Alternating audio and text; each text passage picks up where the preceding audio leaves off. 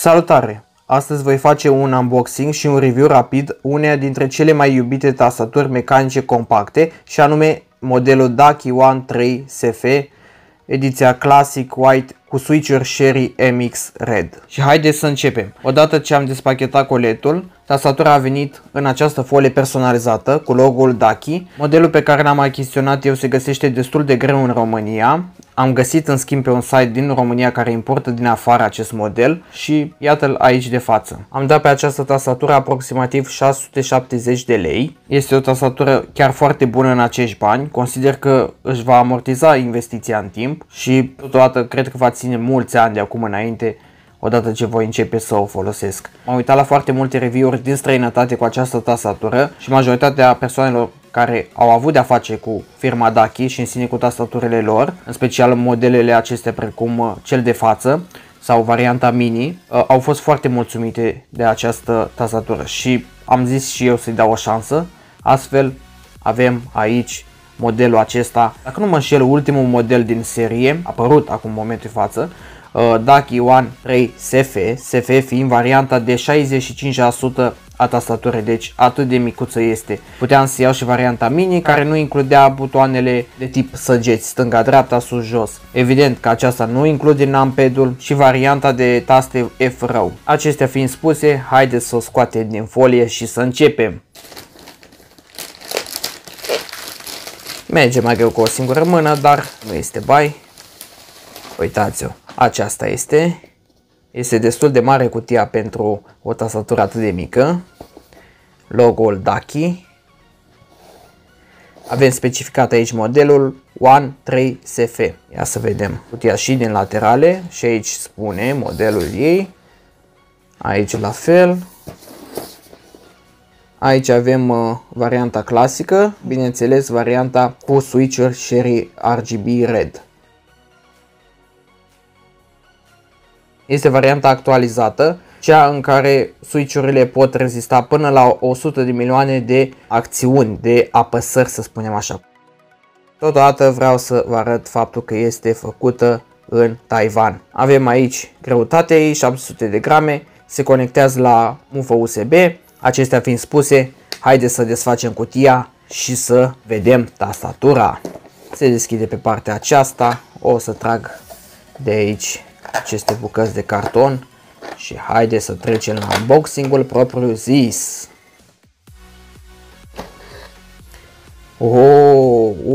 Ce micuță este! Efectiv, eu am mâinile mari comparativ cu ea. Uitați cât este mâna mea și cât este ea. Îmi place cum a fost ambalată, chiar foarte, foarte elegant. Ia să scoatem noi tastatura de aici. Văd că pot scot asta. Ok, aceasta este tastatura. N-am avut niciodată o tastatură cu switch-uri mecanice, aceasta va fi prima. Am stat destul de mult să mă documentez legat de switch-uri, pentru că dacă nu ai avut așa ceva, cel mai bine este să te documentezi în prealabil, pentru că aveam ceva cu switch-urile de tip Blue, în general, cele care sunt foarte clicky, care se aud ca o mașină de scris. Acelea sunt insuportabile pentru mine personal, pentru că sunt foarte gălăgioase în sine. Bun, și ce mai avem în cutie? Avem aici manual de instrucțiuni, dacă nu mă înșel, și probabil și garanția ceva. Da. Ducky Keyboard Basic Instructions, da, ne spune câte ceva despre ea. Acest manual îl recomand să-l aveți întotdeauna cu voi, pentru că dacă sunteți începători cu genul acesta de tastator, cum sunt eu de exemplu, îl voi ține lângă mine, pentru că nu mă voi descurca să schimb anumite combinații de taste și culori și tot așa. Deci e recomandat să-l țineți lângă voi până când vă obișnuiți cu tastatura și învățați toate tastele ei și ce fac ele. Văd că avem aici și câteva stickere, ni se precizează și aici că este made in Taiwan. Mișto. Am văzut și stickerul ăsta chiar se poate dezlipi. Interesant. Ce mai avem aici? Ia să vedem ce ne precizează aici. Ne explică... Ok. Ne explică despre switch-uri, ne arată cum sunt formate ele. Ok. Câteva detalii extra. Și aici trebuie să avem ceva cabluri. Ia să vedem. Oh, eram sigur. Da, și aici avem cablu propriu zis. Cel de alimentare este USB Type-C la USB normal. Aici mai avem ceva. Aceasta este clema. Aici nu știu exact. Ăsta e spacebar-ul. Ok. Ia să vedem ce mai avem aici. Aici avem butoane de schimb. Am înțeles. Bun, și am dat cutia deoparte pentru că nu mai avem nevoie de ea. Am scos tot ce era necesar. Acum voi scoate tastatura din folie. Și am scos tastatura din folie. Aceasta este. Foarte frumos se vede. Voiam să vă prezint și butoanele, să le vedeți mai clar. Acestea sunt. Le putem înlocui pe acestea originale cu acestea cu care vine ca bonus tastatura. Un detaliu foarte drăguț. Oricum, tastatura aceasta vine cu o notă din partea celor de la Daki. Practic și-au lăsat și ei amprenta asupra ei cu acest spacebar drăguț. Am înțeles că este unic. Am impresia că, dacă nu mă înșel, se pune câte un logo din acesta cu diferite animale și chestii în funcție de an. Se ține cont de un anumit calendar, dacă nu mă înșel. În sfârșit, e o atenție la detalii destul de drăguță, cum este și spacebar-ul de aici. Totodată mai avem un spacebar aici, pe care îl putem înlocui. Daki. Dacă nu ne place cel personalizat de la ei și ne deranjează, putem să-l punem pe acesta clasic și la fel și aici la Enter putem să-l punem pe acesta tot clasic. O atenție la detalii destul de drăguță, dacă mă întrebați pe mine. Avem aici și clema cu care putem scoate taste de aici și, bineînțeles, cablul de alimentare. Această tastatură merge cu cablu de alimentare, nu este wireless în caz că sunteți interesați să cumpărați un gen de tastatură precum aceasta. Și ca să știți destul de clar, merge doar conectată la cablu. Haideți să facem și un test de sunet, să vedem cum se aude ea. Ia să vedem, dau un zoom pe aici. Să vin mai aproape cu microfonul, să auziți mai bine.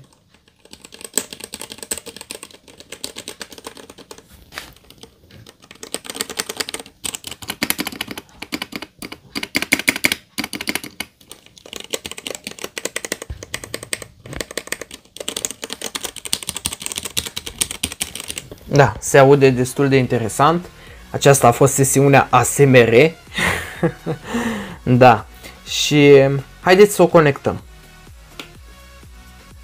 Și am conectat-o. Așa face ea când este conectată. M-am jucat puțin cu ea ca să văd cum pot schimba modurile de iluminare a tastelor. Și am dat peste modul acesta care este fain. Pulsează aici WASD, deci practic ce folosim precădere la gaming. Și uitați, când apăs se vede foarte, foarte drăguț. Și când apăs așa odată, deci vine așa în valori. Foarte interesant. Și dacă apăs așa peste tot, uitați și voi ce frumos se vede. Zici că e brădulețul de Crăciun. Uitați ce frumos se vede. Și am găsit combinația de taste. Voi apăsa FN cu Alt și T. Și astfel putem customiza iluminarea tastelor. Uitați ce frumos se vede. Asta este modul Val, dacă nu mă înșel. Lumina vine ca un wave. Ia să vedem ce moduri mai avem. Modul RGB în sine se schimbă așa de la o culoare la alta. Foarte drăguț.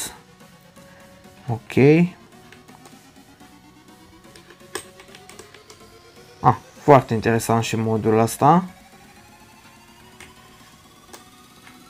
Când le apăs și pe astea putem customiza cu tastele astea ceva, dacă nu mă înșel.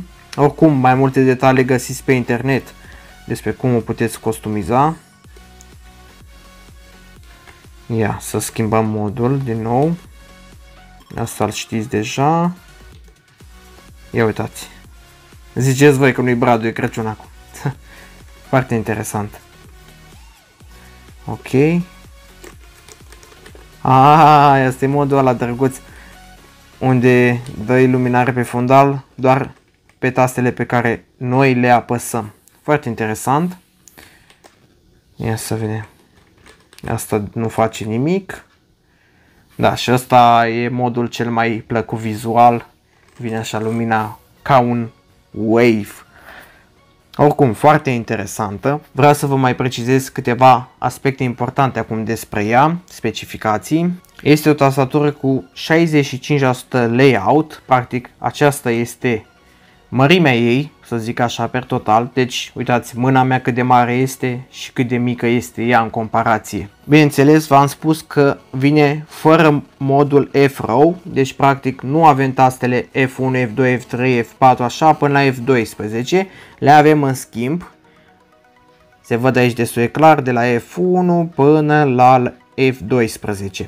Ideea este că ele se pot activa din FN, deci practic cumva ca la laptopuri, pentru că dacă vrei să faci economie la spațiu trebuie să găsești și un compromis și decât să nu fie deloc, mai bine așa. Bineînțeles că nu avem numpad, oricum majoritatea tastaturilor de gaming în prezent nu mai folosesc numpad. Sunt persoane care folosesc și oameni care spun, oh, dar ce are o tastatură cu numpad? Tocmai, nu este atât de portabilă. Acesta este avantajul tastaturilor de la Daki. Portabilitatea în special, ei pe asta mizează. În schimb avem aici butoanele acestea de Dell și Page Up, Page Down și bineînțeles am ales varianta SF cu 65% ca mărime, puteam să aleg varianta cu 60%, practic nu mai aveam tastele acestea și inclusiv săgețile stânga-dreapta, sus-jos. Nu le mai aveam pe acestea, însă eu consider în continuare destul de importante aceste săgeți și partea aceasta, așa că am luat astfel tastatura. Mi se părea că era mult tăiat din ea, înțelegeți? Că consider că acesta este layout-ul perfect pentru mine. Tastatura este făcută dintr-un plastic destul de dur, solid, nu am ce să spun, se simte că este destul de bine închegat, este calitativ, văd că se și stinge ca să facă economie de baterie și în sine să prevină uzura prematură a ei dacă noi nu o vom mai folosi. Pe spate avem aceste piciorușe care sunt în două formate, avem varianta micuță de picioruș și varianta mare. Imediat vi le voi prezenta pe rând. Am deconectat tastatura ca să vă pot arăta. Acesta este primul picioruș și dau zoom să vedeți mai bine. Primul picioruș și al doilea, în funcție de cum avem noi nevoie. Practic oricum tastaturile de tipul acesta mini au nevoie de piciorușe ceva mai mari ca să putem să le folosim mult mai ușor. Da, deci așa putem face varianta mai puțin înaltă și varianta cea mai înaltă. Eu personal pe aceasta voi folosi categorii și uite chiar acum le voi ridica pe amândouă și voi pune tastatura astfel, să vedem cum arată ea de înaltă. Deci așa se vede, nu se ia bine seama, dar vă voi arăta acum cum se vede ea înclinată. Deci ceva de genul acesta, vă dau mai mult zoom, ceva de genul acesta se vede, este la un unghi destul de ok pentru gaming și consider că este într-o poziție destul de ok astfel, ridicată așa cu piciorușe la maxim, este destul de confortabilă când umblăm pe ea. Tastele sunt stabilizate din fabrică și bineînțeles lubrifiate, se aud destul de smooth. Auziți și voi? Foarte smooth se aude spacebar-ul față de alte tastaturi. Funcția RGB este individuală, pe fiecare tastă în parte avem RGB. Putem activa modurile după cum bine ați văzut direct de pe tastatură. Tastatura nu vine cu o aplicație sau software care să ne ușureze munca, să zicem că putem customiza tastatura din acea aplicație. Nu, o customizăm manual, direct din taste, ne spune producătorul destul de clar, avem și aici cum o putem customiza. Întotdeauna păstrați acest manual până vă învățați cu tastatura, este în avantajul vostru, asemenea voi face și eu. În concluzie, consider că tastatura Daki One 3 SF este o alegere excelentă pentru pasionații de tastaturi mecanice compacte. Calitatea este una premium, sunetul tastelor este satisfăcător, îți dă un feeling foarte fain la tastare. Măi oameni buni, acesta a fost unboxing-ul și review-ul tastaturii Daki One 3 SF. Vă mulțumesc pentru vizionare, sper că v-am putut ajuta cu câteva detalii despre această tastatură. În caz că vreți să o achiziționați și voi, în schimb nu știați prea multe detalii despre ea, aveți aici acest unboxing și review, sper că v-am putut ajuta. Vă mulțumesc pentru vizionare, dacă sunteți noi pe canal nu uitați să vă abonați, să lăsați un like acestui clip. Vă mulțumesc! Pe curând!